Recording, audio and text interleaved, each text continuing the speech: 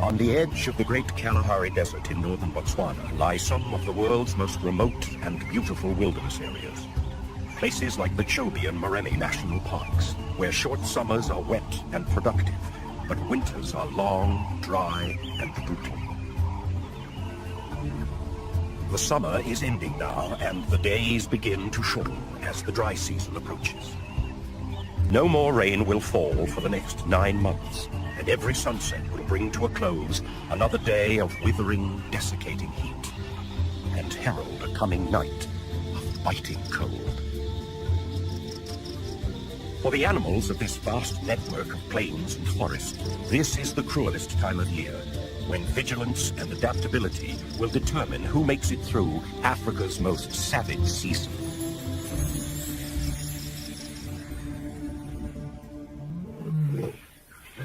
Every day is served up as a test of resilience for each different animal, as water holes dry up and food becomes more and more scarce. Only the toughest individuals of the most resilient species will make it to the other side of this harsh test. Most animals will move away to seek sustenance and water near the mighty rivers of the north. Zebra and buffalo begin to leave as resources dwindle and the hot breath of the dry season begins to wither all before it.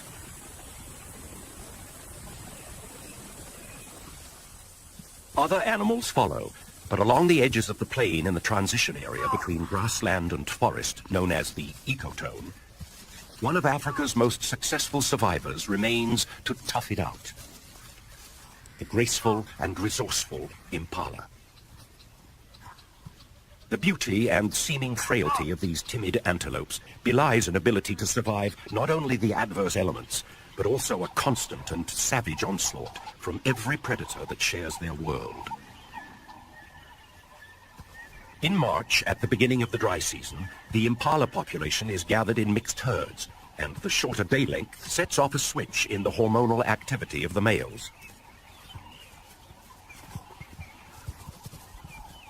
They begin to respond to the ageless pressure of nature that drives species to procreate and become increasingly intolerant of one another in herds and at gathering places. Aggression is on the increase, and behaviors such as ground horning indicate a readiness among the mature males to do battle with each other over territories and females. The shorter days mean longer, more dangerous nights for the impala. This is when they are at their most vulnerable to the legion of predators that hunt in the dark of the night.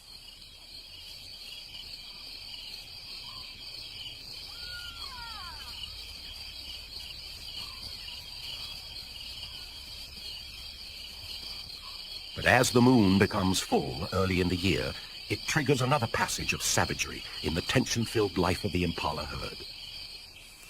The yearly ritual known as the rut.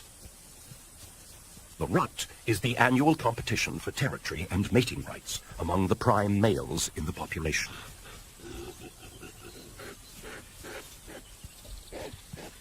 The mature males are in peak condition at the start of the rut.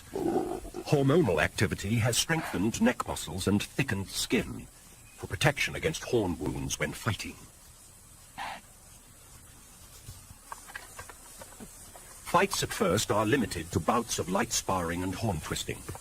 This allows males to size each other up without serious damage. But soon, along the edges of the plains and around the waterholes, fierce battles begin to break out.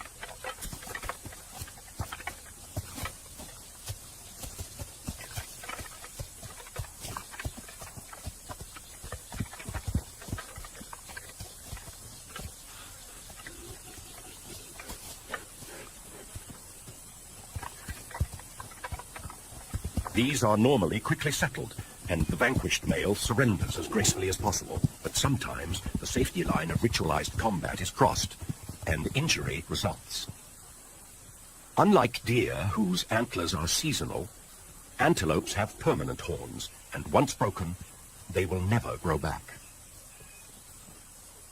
Males who lose a horn at best will never have an opportunity of breeding, but often this spells a worse fate.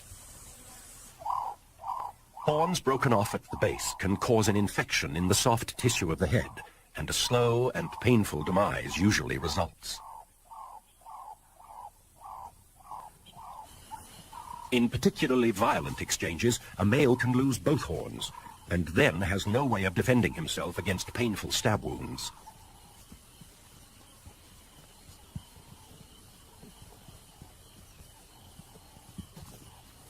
Sometimes, even both horns cannot protect the unwary combatant from a cruel twist of fate.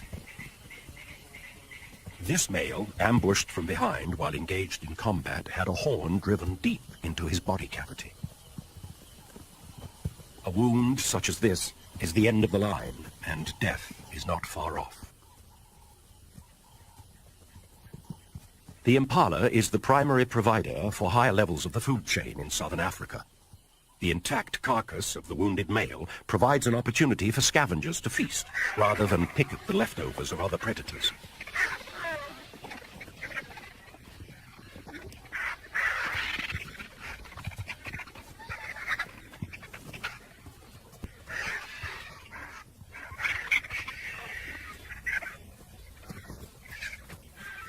This is just the beginning of the violent month of the rut, when the process of natural selection can be seen in action as weaker males are removed from the gene pool.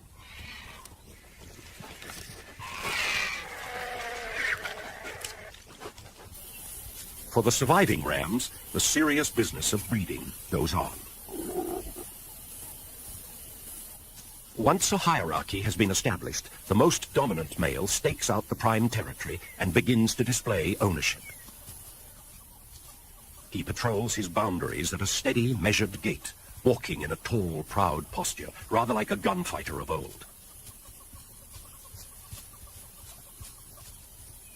When an intruder is detected, he stops, draws himself up, and stares steadily at whoever is foolish enough to challenge him.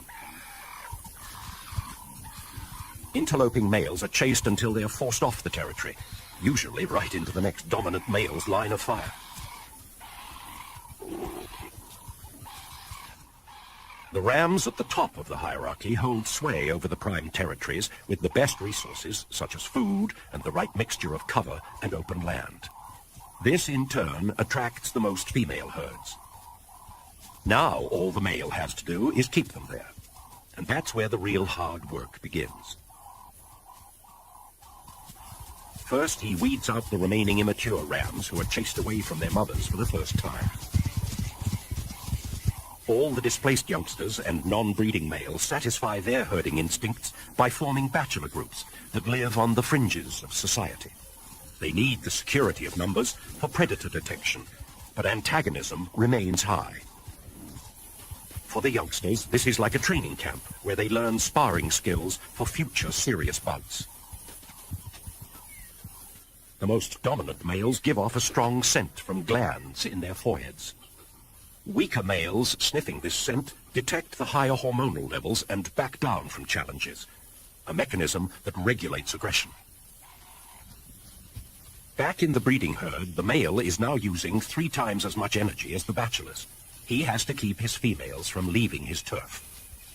The closer they stay to the center of his territory, the calmer he remains.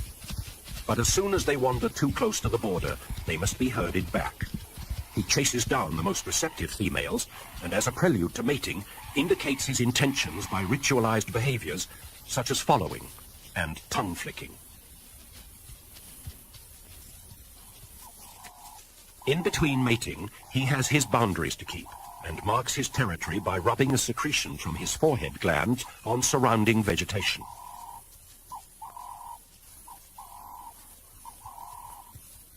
Roaring with neck stretched low is also a territorial advertisement.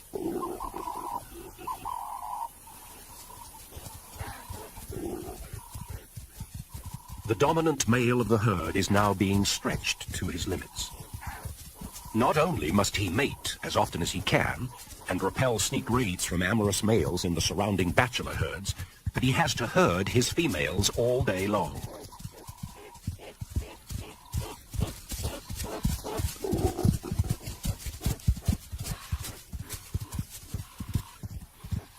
All of this activity begins to wear on the ram, and through the mating season, he can lose 30% of his body weight. He also loses the edge that is the impala's only line between survival and disaster. And at this time of year, the predators begin to target the noisy and conspicuous males.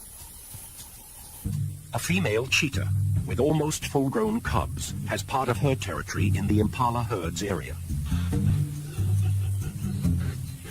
Attracted by the sounds of the rutting rams, she moves towards the edge of the plains under the watchful eye of some giraffe.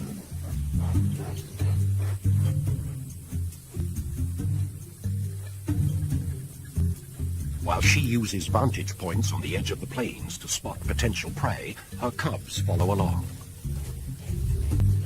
At 16 months, they're old enough to become effective hunters and are enthusiastic learners, mimicking all of Mother's moves to learn her skills.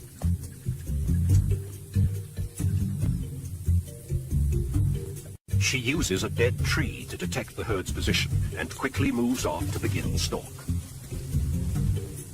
The cub still has to learn that climbing is not something that cheetahs are particularly good at. Approaching the impala, the cheetah's eye is honed to detect the slightest sign of fatigue and weakness in any member of the herd. An opportunity at an exhausted and preoccupied male is difficult to resist.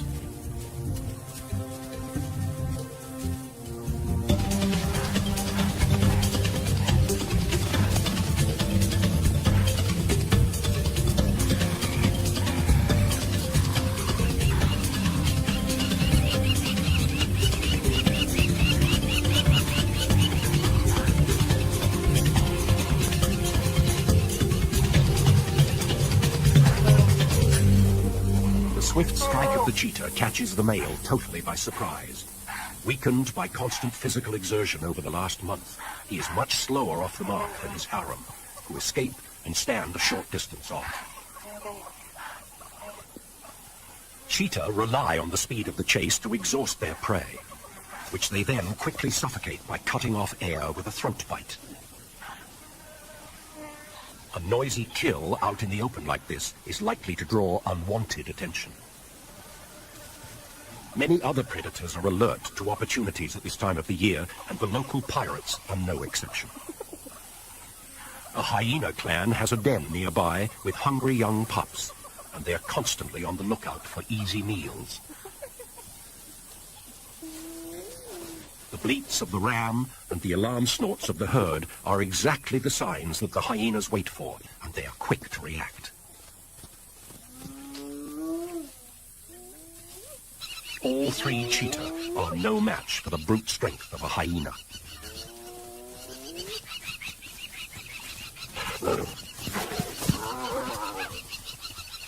They cannot afford the slightest injury.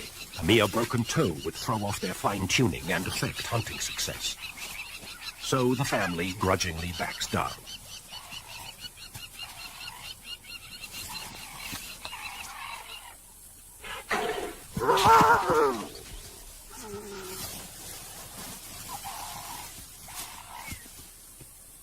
The cheetah move off to watch from a safe distance, as more hyenas begin arriving on the scene.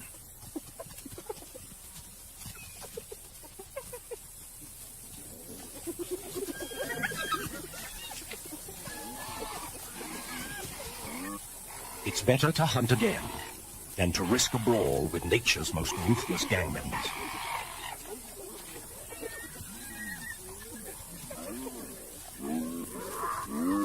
The cheetah's loss, however, is a necessary gain for the hyena clan. Back at the den, away from the plains, 3 sets of pups await the arrival of their parents. Each female in the clan gives birth to 2 black pups, who gradually become lighter and spotted after 2 months. There is serious rivalry amongst hyena siblings. What appears to be playful tussling is actually an establishment of dominance between and within each pair of pups. Even as infants, hyenas can turn into deadly killers. Sometimes, while still in the den, the stronger pup will kill its brother or sister to reduce competition for mother's milk.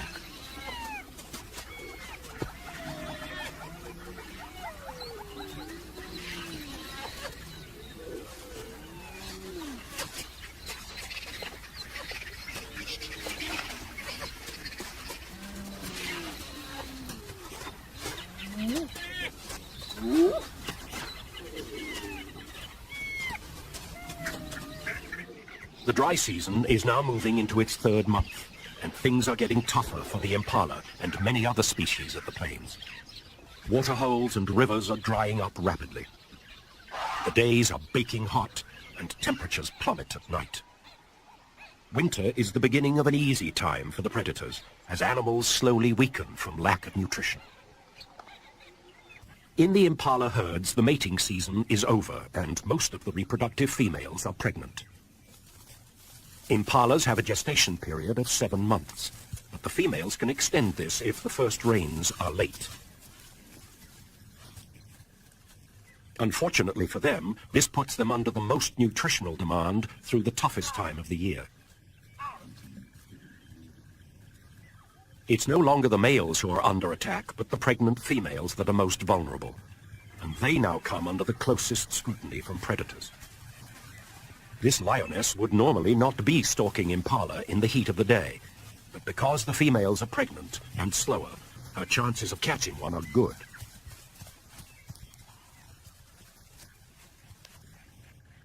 A careful approach, freezing each time the herd looks her way, gets her within striking distance.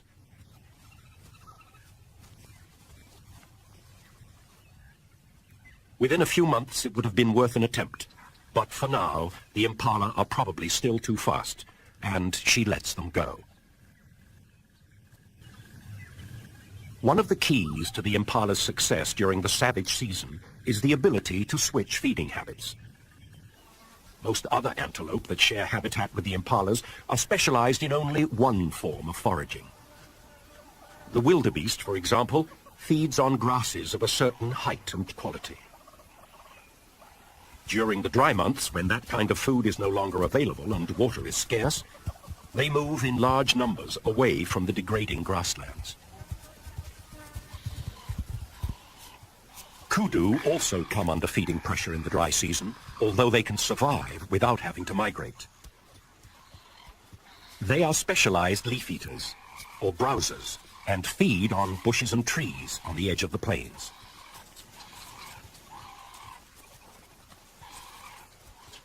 Impala, however, can take advantage of both food sources and switch easily from grazing to browsing.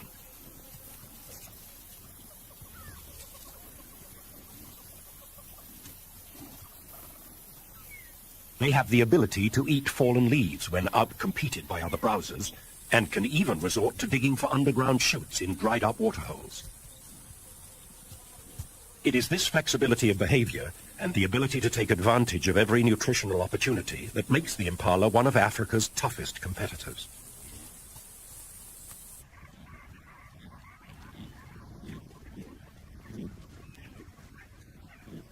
Deep into the dry months, some species of acacia tree come into full bloom, attracting the attention of troops of baboons. They climb to the top of the trees and feed on the nutritious shoots and nectar-filled flowers.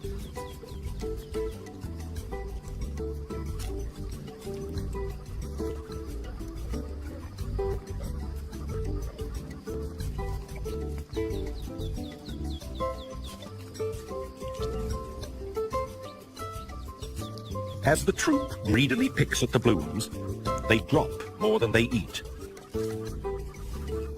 Impalas know this, and once again are on hand to take advantage.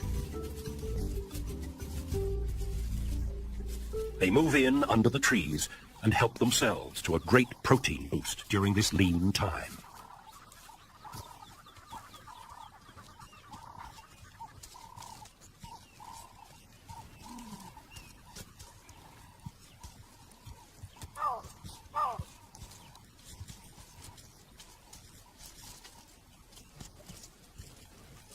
Along with the baboons, there is another hugely successful generalist living in the impala's realm, who's not only able to change feeding behavior, but can change and manipulate the very environment in which it lives. Elephants feed along the ecotone during the dry months, reaching for the foliage they need to fuel their 6-ton bodies.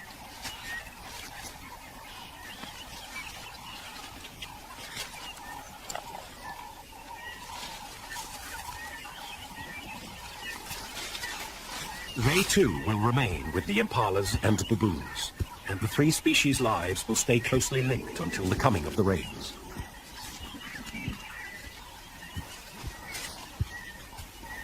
These giants have a fascinating method of harvesting a food source, directly available to no other species. The pods of the camelthorn tree, Acacia albida. With their great strength and size, they could easily tear limbs and pods from the tree or simply push the tree over. Instead, they carefully shake the tree, causing the pods to drop to the ground.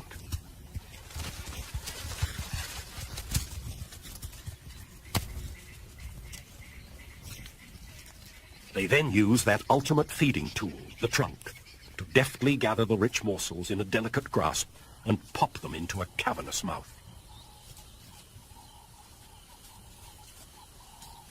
This behavior is remarkable in many ways. It benefits the elephant, who not only gets a rich meal, but seems to understand that by leaving the tree standing, there's a guarantee of other harvests of pods for years to come. It also benefits other inhabitants of the ecotone, and once again, the first to move in are the impala. Their teeth and jaws are not at all suited to chewing and swallowing pods, but again, their adaptability affords them a protein-rich meal.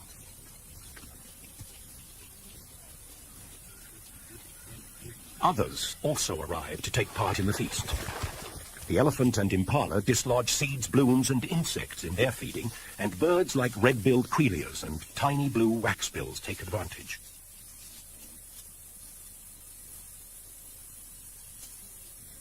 During these harsh times, resourcefulness becomes the key to survival. And again, it's the ability to change feeding behavior that helps individuals make it. This is displayed by an experienced male baboon who's had to survive other harsh winters. It seems he's learned that the river, before it dries up completely, holds some underwater secrets. Crocodiles keep baboons from going anywhere near the water under normal circumstances. But these are desperate times. It's hard to understand how a behavior so foreign to this animal could have evolved. But with remarkable skill, he feels for the underground bulb of a water lily and removes it to safety. This truly amazing new behavior seems to leave the wise old fella totally unmoved. With great dexterity, he peels and eats the succulent shoots before tearing into the food-packed storage organ of the plant.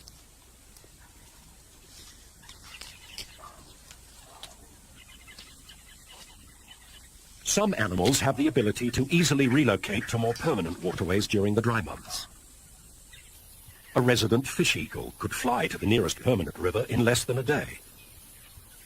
He's a highly specialized hunter of fish and amphibians, with huge talons adapted to the grasping and holding of slippery, wriggling prey. With the drying of the waterways, his continued presence here is somewhat of a mystery.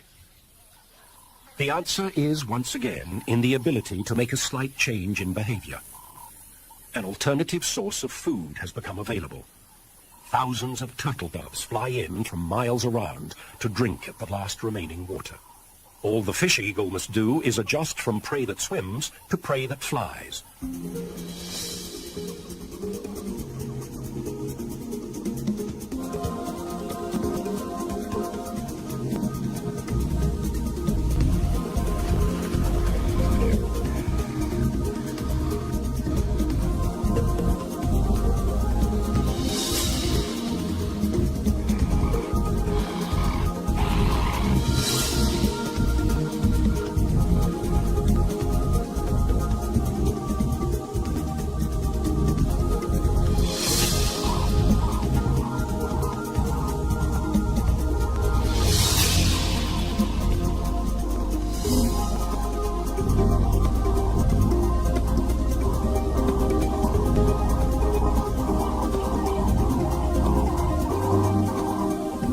Magnificent predator, so linked with the waterways of Africa, will have a winter of plenty with no competition in this strange, dry land.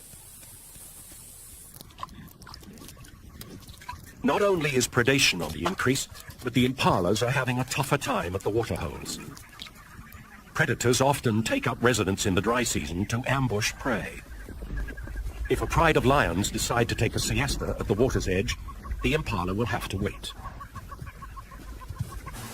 The dry winds of winter and the furnace-like days of early spring conspire to drain the earth of all its precious moisture.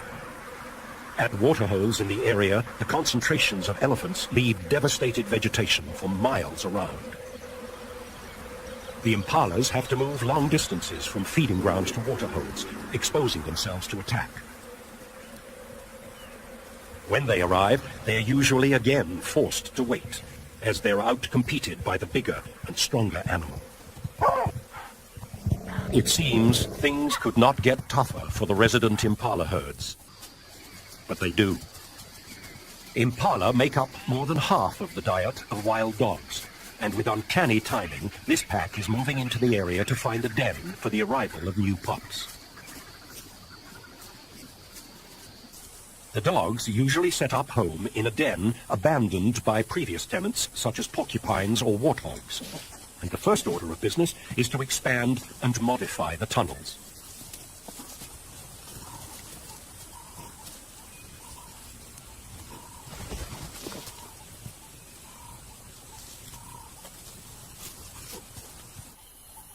Once the breeding female has given birth to the pups underground, the pack is anchored to the area for at least 3 weeks.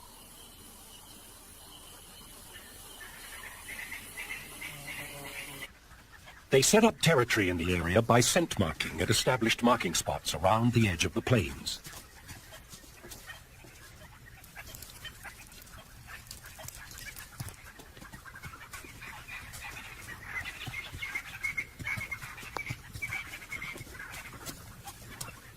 Although they hunt primarily in daylight, they often set off to hunt before dawn, and while they're in the area they work mostly along the ecotone in the territory of the impala. This is Africa's most efficient social predator. Once they have selected a target and stalked close enough, they seldom miss their intended quarry.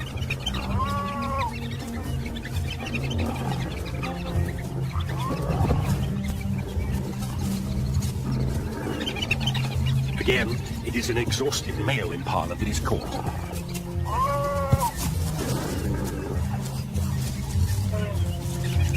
With a method of killing that appears cruel, dogs are much maligned as vicious, unfeeling brutes.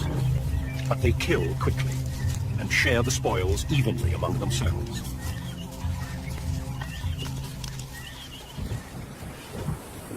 All the while at the waterholes, the situation becomes more and more serious. As thunderstorms threaten to break the desperate grip of the dry season, bull elephants line up patiently in a well-established hierarchy, waiting their turn to drink. This is an organized rotation of dominant individuals and small groups of allies, sometimes standing 50 deep, waiting hours for their turn at the meager, muddy pools.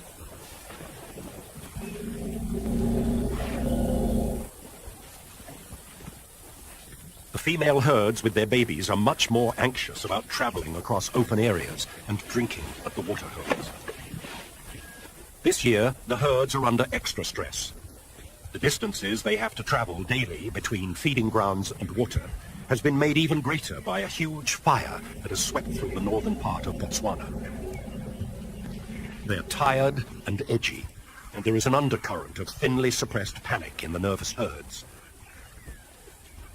Quite often, 2 or 3 breeding groups move in together, causing confusion at the waterhole. The old matriarchs and mothers keep their young under careful surveillance, never letting them get more than a trunk length away.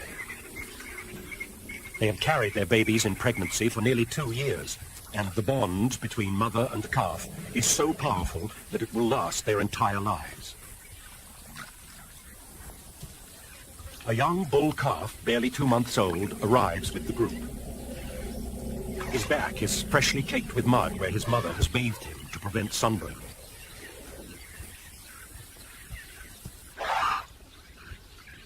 The herd spends time enjoying a drink and a splash before setting off again in the late afternoon.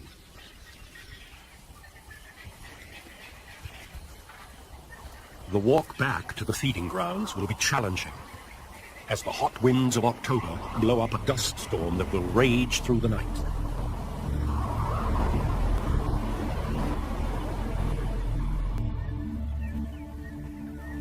Early the next morning, it appears something has gone terribly wrong in the night. The young calf with the muddy back has somehow become separated from his herd in the dust and darkness, and now he finds himself utterly and desperately alone.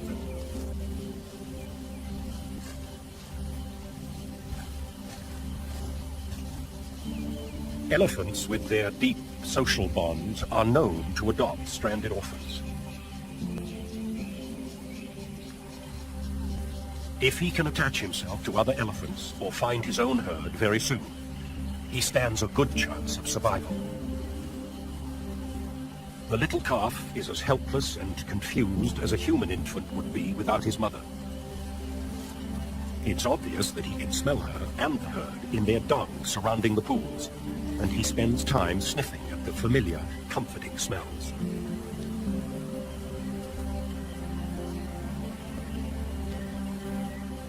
He also picks up the scent of elephants on the trees where they have rubbed themselves after mud bathing. In his confused and panicked state, he leans up against the tree as if it were his mother's leg, trying vainly to draw some comforting, reassuring gesture from an unyielding, inanimate object.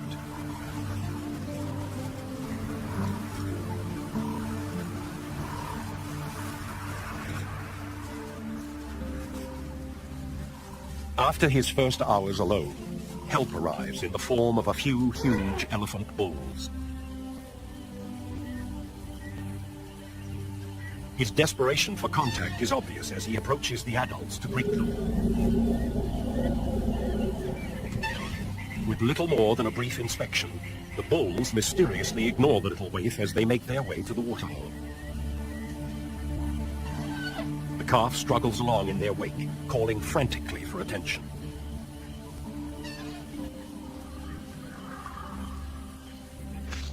The calf is still totally dependent on milk. He can't even drink water for himself, and as the temperature steadily rises into the hundreds, he becomes more and more thirsty.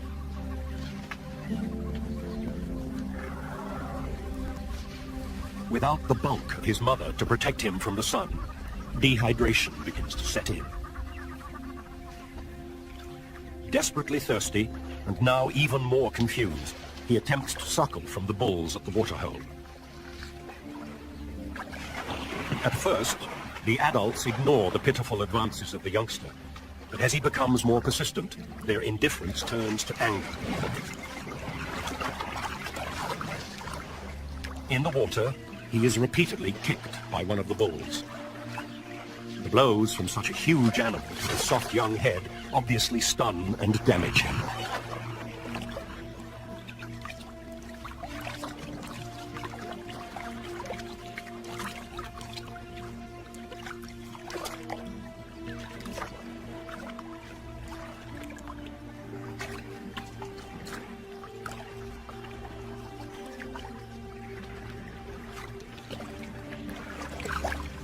Even after such violent treatment, the urge to be close is too powerful, and he struggles after the adults.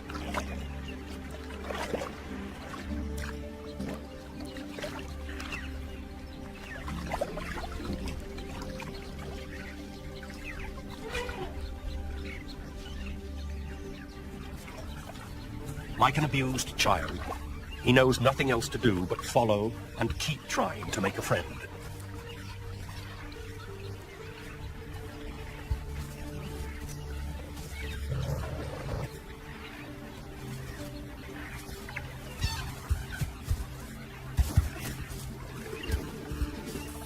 It's midday now and fiercely hot. The temperature in the sun is over 120 degrees, and the bulls have retreated to the sparse shade of some nearby trees. The orphan continues desperately to seek attention and comfort, but is continually rejected.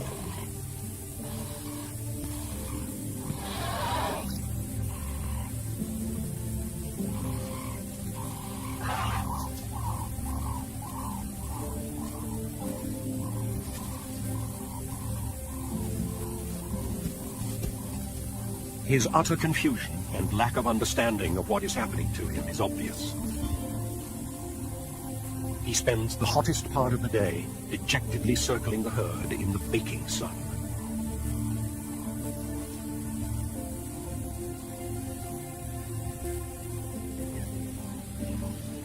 As the bulls start to leave in the afternoon, a tiny stray tries to follow, and the rejections begin to get more violent.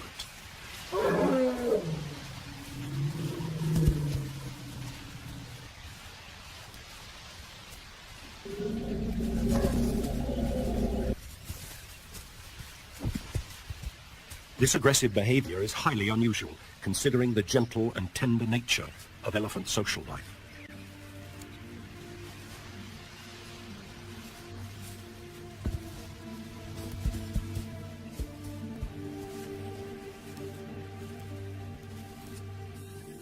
The calf retires to a small grove of trees, where he stands shivering and twitching in what appears to be a state of complete nervous collapse.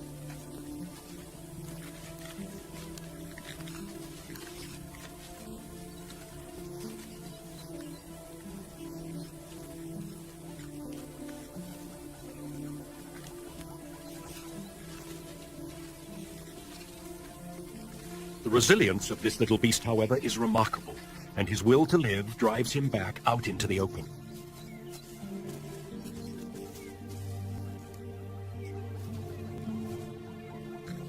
He once again attempts to suckle, this time on a tree, before heading back to the waterhole.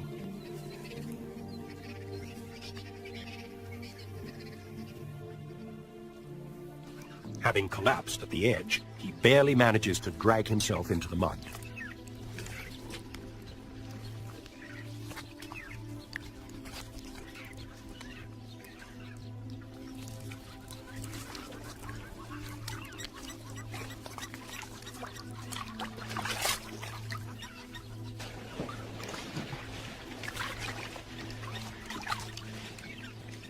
At last it seems there is real hope when a herd of cows with a young calf his age suddenly arrives to drink. As he persists in getting close to the herd's own calf, the reaction of the females is shocking.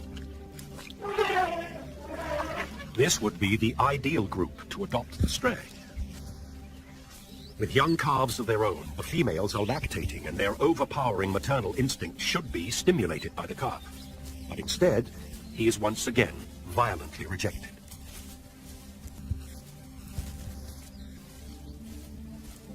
With remarkable tenacity, he keeps following. But now, the matriarch has had enough, and this time actually tries to kill the bewildered baby.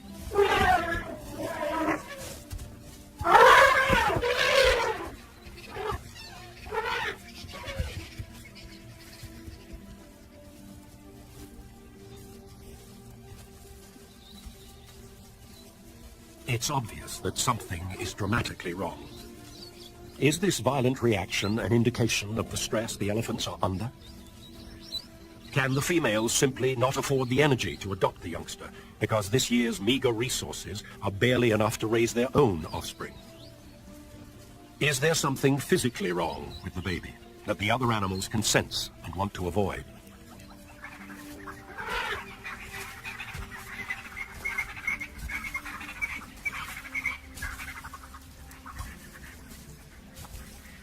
Whatever the answer, time is running out now.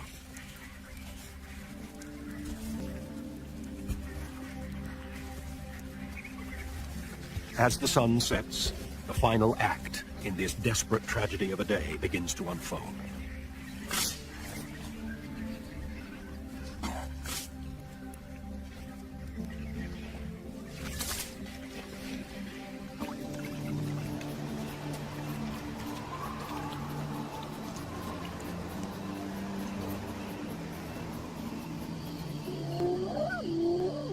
Under the very eyes of bulls who would normally savagely defend a calf, the executioners of the night move in.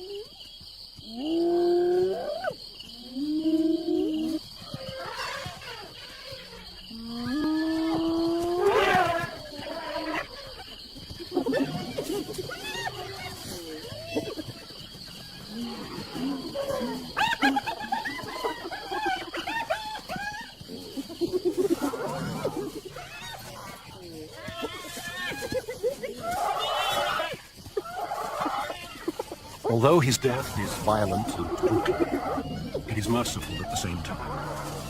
He will not have to endure another minute of the loneliness, bewilderment, and pain that was this terrible day.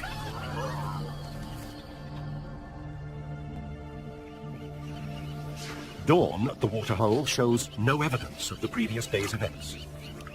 Life in Africa goes on with a ceaseless, uninterrupted rhythm. Every event has its place and fits seamlessly into the flow of days and nights. It's the beginning of November now. The impalas do not have long to hold on until the first rains. The pregnant females are in the most dangerous 2 weeks of their lives. Sunken flesh around pelvic bones and protruding ribs are the only indicators of their poor condition. They are alert because predators know that the time is never better to catch these normally elusive antelope.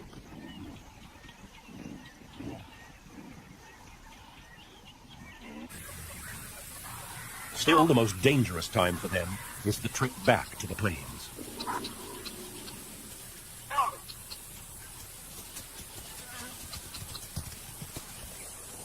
The female cheetah has spent the whole winter preying on impala, and with her cubs almost fully grown, is having to hunt every day. It is a good time to be a cheetah.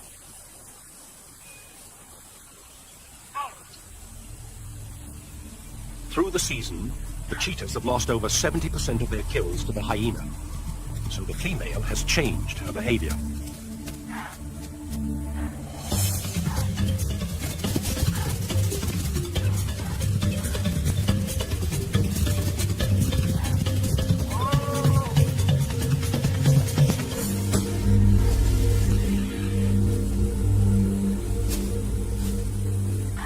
Few of her kills are far from cover now. Once she has caught this pregnant impala, she drags it, still alive, under some bushes.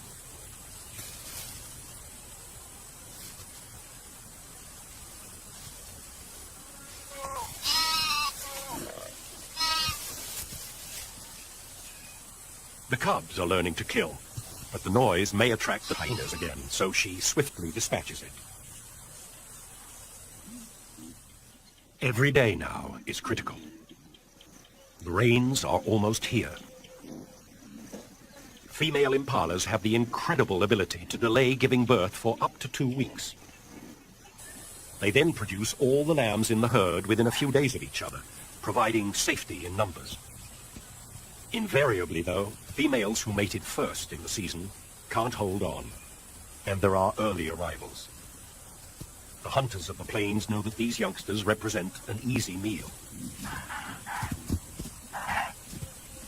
With pups of their own to feed, the wild dogs are targeting the babies.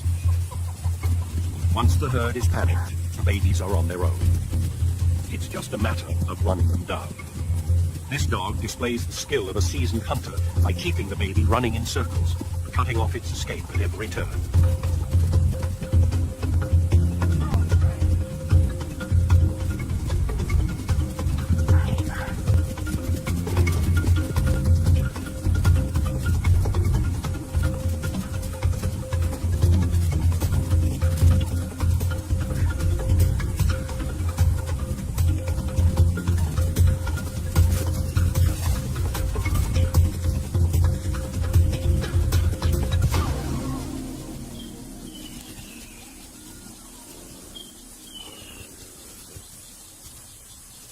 The pack will probably kill most of the early babies, but the herd is almost out of danger.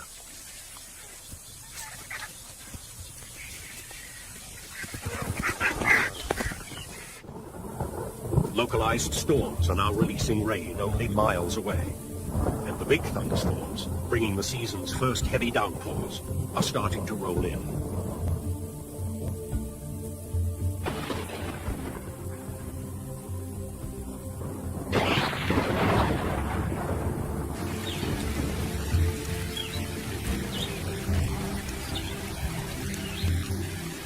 The rain very quickly brings a close to the seemingly incessant days of heat, dust, and death.